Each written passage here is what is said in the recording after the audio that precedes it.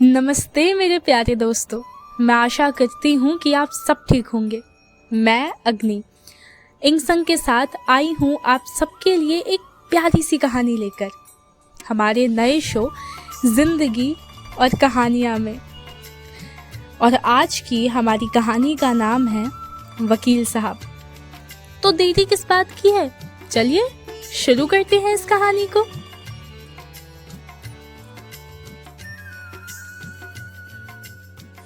वकील साहब।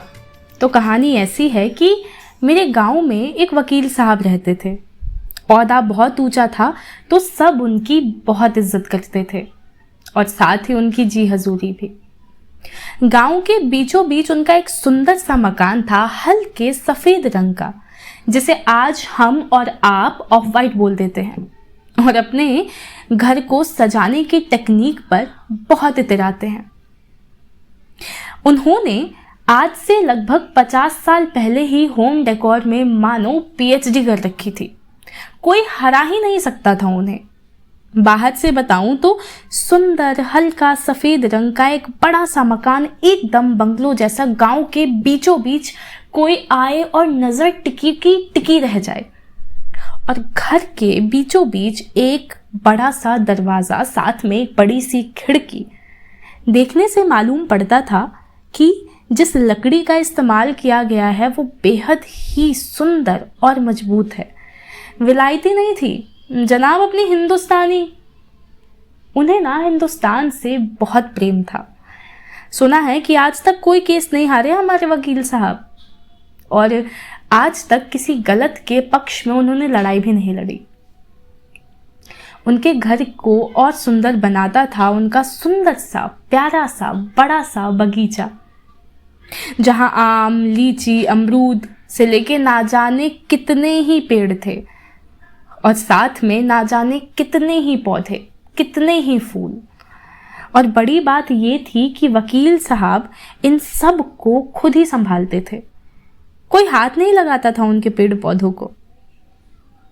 कितनी बार बच्चे आते, फूल तोड़ते, आम तोड़ते, लताम तोड़ते और भाग कर चले जाते। वकील साहब चिल्लाते नहीं थे, बल्कि वो तो मुस्कुराते थे। जान पड़ता था कि उन्हें खुशी मिलती है बच्चों को खुश देखकर। तो एक बार ना डरते डरते मैंने भी एक सूरजमुखी का फूल तोड़ ही डाला। सोचा डांटेंगे तो नहीं, पर अचंभा मुझे इस बात का हुआ कि उन्होंने मुझे डांट दिया। बोले, फूल खिले नहीं और तुम तोड़ने चली आई। मुझे मानो कोई रोग लग गया हो। मैं सिसकती हुई भागती हुई वहां से तब तक भागी जब तक मैं अपने घर में नहीं पहुंच गई, और पहुंचते ही जल्दी से अपना दरवाजा लगाया और कोने में जाकर के बैठकर सिसकती हुई रोने लग गई, जैसे मानो कोई पहाड़ टूट गया है मेरे ऊपर। घर में सबको समझ नहीं आया कि आखिर हुआ क्या। दरवाजे पर खटखटाने की आवाज आई।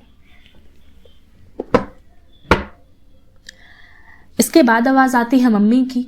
वो बोलती है कि क्या हुआ, कहीं किसी से लड़ाई तो नहीं हो गई, किसी ने कुछ बोल दिया, कौन सी बात हो गई जो इतनी दुखी हो और खुद को बंद कर लिया है कमरे में। क्या बताती, वकील साहब से डांट सुनकर आई हूं क्योंकि मैंने सूरजमुखी तोड़ लिया। मैंने चुप रहना ही ठीक समझा। मुझे लगा कि अभी बोलना सही नहीं होगा कि तभी दरवाजे पर फिर से किसी ने दरवाजे को खटखटाया। इस बार आवाज मम्मी की नहीं, वकील साहब की थी।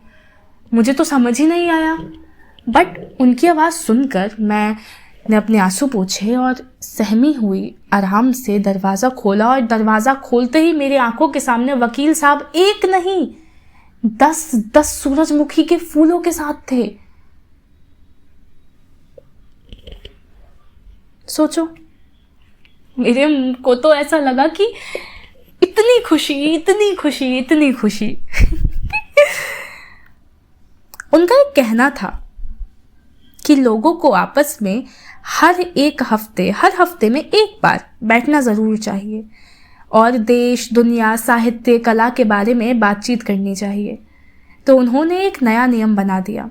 हर इतवार गांव के लोग, बच्चे, बूढ़े, महिला और पुरुष सब उनके दालान पर आएंगे और बातचीत होगी। विशेषकर इस दौरान हमें काफ़ी कुछ सीखने को मिला उनसे। देश दुनिया, खबर, क्रिकेट, ना जाने क्या क्या। जान पड़ता था कि हर बात की जानकारी उन तक सबसे पहले पहुंच जाती है और उनके ज़रिए हम तक भी। उनकी एक और खूबी थी कि अगर बातों के बीच में किसी ने कोई नई बात बताई और उनके बात को किसी ने काट दिया तो वो शालीनता से उनकी बात को सुनते, समझते और अगर लगता कि वो गलत है तो मान लेते। घमंड नहीं था, कोई अहंकार नहीं। यही बात उन्हें आम लोगों से अलग बना देती थी। एक इतवार उन्होंने हमें एक कहानी सुनाई। कहानी ये थी कि जब वो वकालत की पढ़ाई कर रहे थे कि सभी बच्चों के बीच एक बहस हो गई। जवान खून, पीछे क्यों रुकते, ये भी कूद पड़े और तुड़वा लिया अपना दांत। अब पास में ही डॉक्टर साहब थे तो सभी दोस्त मिलकर इन्हें डॉक्टर साहब के पास लेकर गए। उन्होंने इनका दांत ठीक किया और फोन मिला दिया इनके पिताजी को। अब डॉक्टर साहब जान पहचान के थे। अब दांत का दर्द क्या सहते, इन्होंने डांट का दर्द सहा। हम सब बहुत लोटपोट हुए इस कहानी पर, बहुत हंसी आई। पर अगले इतवार कोई बैठक नहीं हुई। वकील साहब की तबीयत ठीक नहीं थी। जान पड़ता था कि मामला कुछ गंभीर है। सब दुखी थे। सब मंदिरों में जाते, उनके लिए पूजा पाठ ना जाने क्या क्या करते। हमारा नियम हो गया था कि सुबह और शाम की आरती के वक्त उनके लिए प्रार्थना करना ही करना है। बाद में मालूम पड़ा कि तबीयत में कुछ सुधार आई है तो राहत मिली। सोमवार सुबह 9 बजे मंद सी हवा चल रही थी। मौसम कुछ अटपटाया सा था। खिली धूप नहीं, बादल चारों तरफ, मेघ गरज रहे थे, मानो कोई अनहोनी को आनी थी। हम सब जब अपने काम में व्यस्त थे तो खबर मिली कि वकील साहब अब रहे नहीं हमारे बीच। मानो पूरा गांव अनाथ हो गया। हर घर से आवाज आ रही थी रोने की, हर बच्चा रो रहा था। जो भी जिस काम में था छोड़ा और भागा उनके आखिर दर्शन को। वो वही थे उस दलान पर। कोई सांस नहीं, कोई आवाज नहीं, कोई बात नहीं, पर उनके चेहरे पर सुकून था। एक ऐसा सुकून जो समझाना बहुत मुश्किल है। आज उनके पेड़ पौधे भी दुखी थे, मानो सब रो रहे हो। पूरा गांव उनके घर में था। मुझे लगा कि इतनी ही भीड़ होगी, पर जब वहां गई तो देखा कि हजारों की संख्या में लोग वहां आए हैं और गिनना मुश्किल है, या यूं कहूं नामुमकिन है। जितने लोग थे सबकी आंखें नम, सबके आंखों में आंसू। अनायास बारिश होने लगी। आज सब दुखी है, शायद बादल भी। जीवन में आपने क्या कमाया इसका अंदाजा इससे नहीं कि आपकी जिंदगी कितनी लंबी थी, बल्कि इससे होती है कि आपके जाने के बाद कितने आंखों से आंसू गिरे। और वकील साहब ने तो ना जाने कितने लोगों को रुलाया और चले गए एक मशहूर मौत के संग, हम सबको छोड़।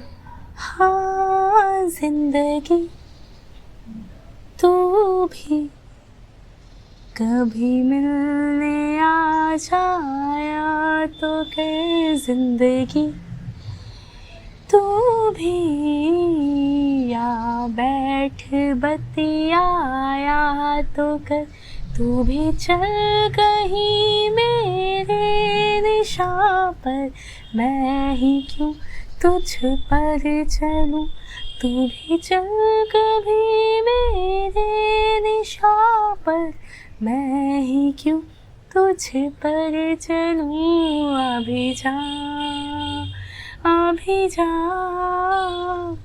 जिंदगी तू अभी जाना, पढ़ ले तू मुझको कभी।